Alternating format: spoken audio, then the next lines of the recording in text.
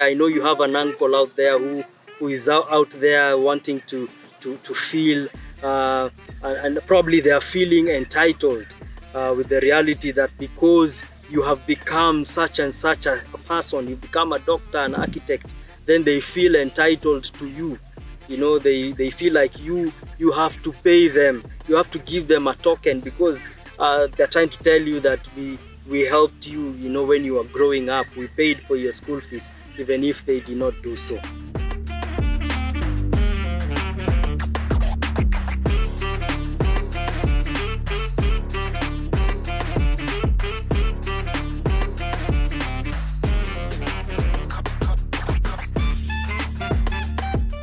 I'm your host Ng'ang'a Gashie, and on today's episode, I want us to talk about overcoming external expectations so that you can be able to do what you love, not what you're being told to do.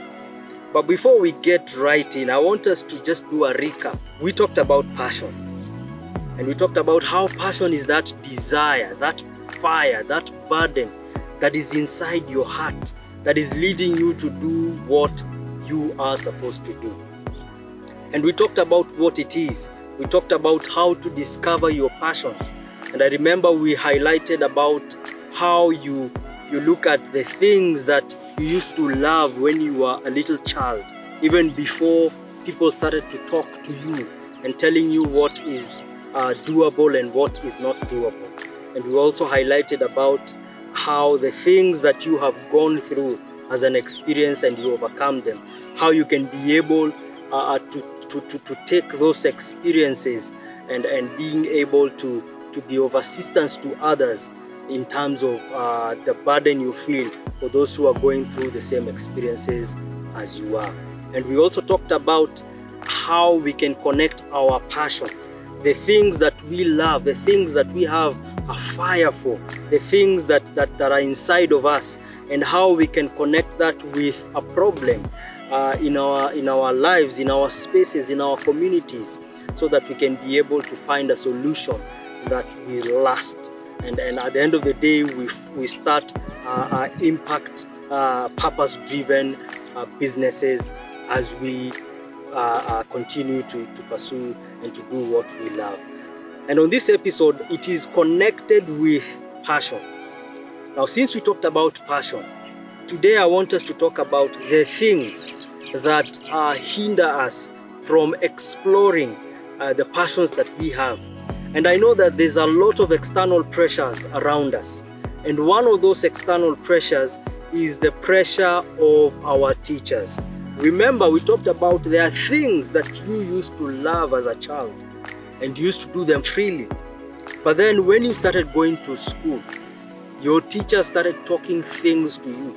They started discouraging you concerning the things that you love, and they started telling you things that probably look marketable to them, or probably there are things that they probably wanted to do, but they were not able to pursue that, and they are trying to tell you how that will make sense. And I know that our schools, they speak so loudly to us even as we are younger. Another form of pressures that we go through as young people is the pressure of family. And I know that all of us as Africans, we come from traditional families. And I know that there are careers that are celebrated in our own families. For example, when you talk about being an artist, you will find that your family members, your father, your uncles, your aunts, your siblings, they will discourage you because they will ask you the simple question. Does art pay, for example? You are ilipi. And so you find that the things that you love to do, you find that around you in your family, there are people who are speaking to you and they are discouraging you because it does not make sense to them. And I know that there are careers that are celebrated in our own families. For example, when you talk about being a doctor, it is celebrated. When you talk about being an architect, when you talk about being an engineer, these are careers that are celebrated in our own families. Because at the end of the day, these careers look prestigious in our own families. Because at the end of the day, your father wants to brag around in the community where you come from and talks about how my son, my daughter is a doctor. Or probably the neighbor will come and say, Baba Daktari. And that, of course, massages the ego of your father or your mother. But the thing is, not all of you are created to become doctors. Not all of us are created to be lawyers or architects or pilots or all these things. And I'm not saying that these things are bad, but I'm saying that not all of us will fit into that path that our families are trying to place us in. And I know that there are uncles out there. I know you have an uncle out there who is out there wanting to feel, and probably they are feeling entitled with the reality that because you have become such and such a person, you become a doctor, an architect, then they feel entitled to you.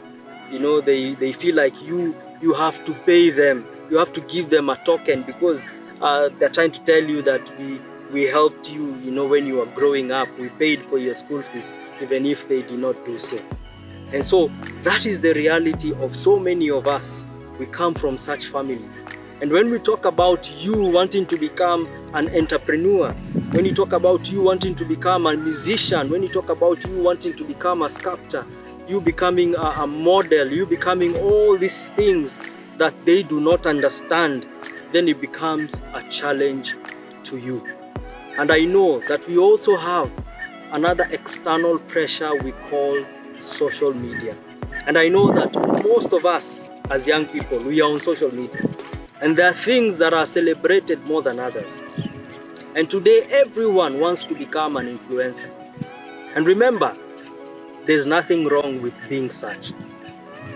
But you see, most of us, we want to do what the society, what social media is trying to tell us to do. We are trying to become, we want to conform to what social media is trying to glorify, you know, as the in thing, as the best thing that can ever happen to you.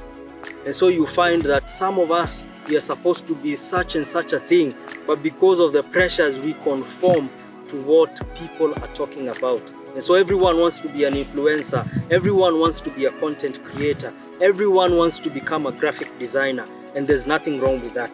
But you need to understand who you are. You need to understand the areas of your giftings, the areas of your talents, because at the end of the day, what will keep you in whatever you want to do as a career is your passion. And so the big question that we are here and we want to answer on this episode is this. So how do you overcome external expectations? Just think about it. How do you overcome it? And so when we look at the expectations from our families, it's important for us to be able to talk about what it is that we feel we have a passion for. And I know that sadly most of us, we don't even have that space. We don't have even that luxury of talking about the things that we love to our own family members. And because we know that they will not listen to us, then you cease to become that which you are meant to become at the expense of conforming to what it is that your family members want you to become.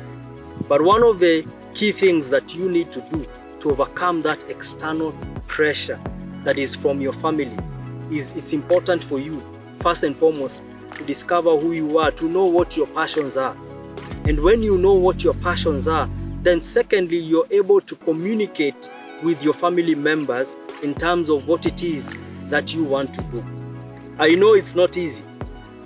I've interacted with so many young people, and I remember on a previous episode I talked about how I was having a conversation with two amazing young men who want to be entrepreneurs. They want to solve problems within their communities, and they have that desire, they have that passion, they have that drive, and they have a burden to offer solutions to the problems of those people around them.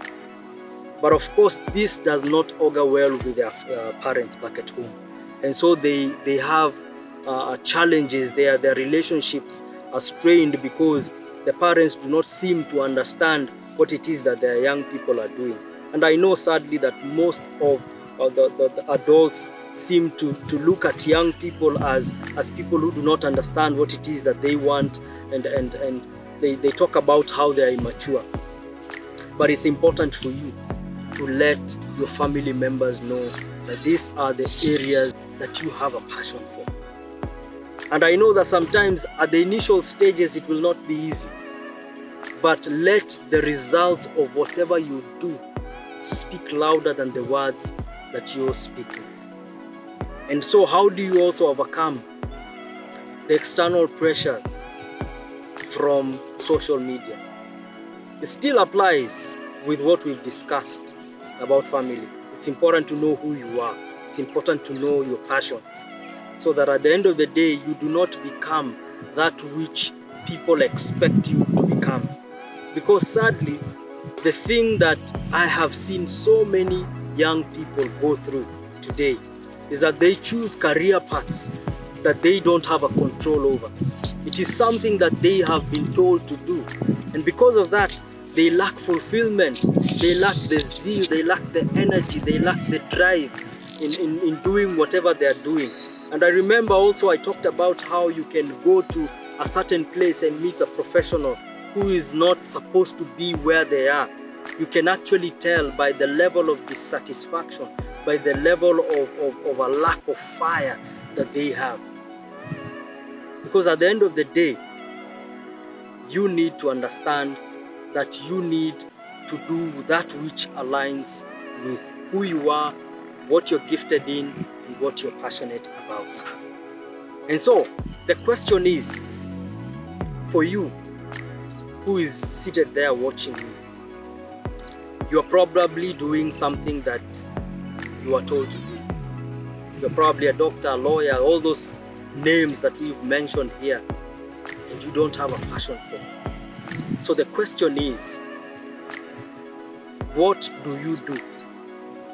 How do you move from where you are to where you're supposed to be? I know that there are some of us who will be told, quit. I am not that kind of a person who will tell you to stop whatever you're doing so that you pursue whatever you want to do. But the thing is this, you can be able to start small. Even in your career, whatever you're doing, you can be there and still start something that you're passionate for on the side. And remember, don't do it during working hours. Don't steal time from your boss. You can do it at your own free time. You can pursue that thing that you have a passion for in your own free time. You can start small as you continue growing.